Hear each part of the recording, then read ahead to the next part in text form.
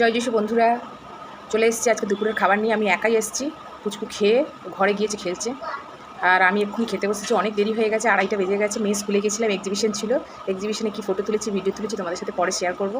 তো ঝটপট চলো দেখে নিই আমি কী খাচ্ছি।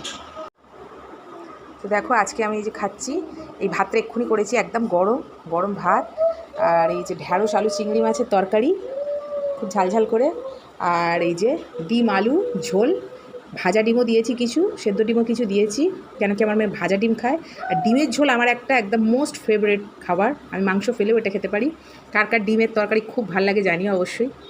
চলো আমি খেয়ে নিই, আমার তো অনেক জোর খিদে পেয়েছে, আর ডিম তো ফেভারিট, আরও দেখে দেখে আরও খিদে পাচ্ছে। তোমরা অবশ্যই জানিও ডিম কার কার এরকম ফেভারিট। আর এই তরকারিগুলো আমি কালকে রাতেই করে রেখেছিলাম, যখনই আমার মেয়ে স্কুলে সারাদিন প্রোগ্রাম থাকে, তো স্কুলটা দূরে, তো আমি এরকম আগের দিন রাতেই করে রেখে দিই। তো আমি খেয়ে নিই, অবশ্যই কমেন্টস করে জানি আমার মেনু কেমন লাগলো, ডিম কার ফেভারিট।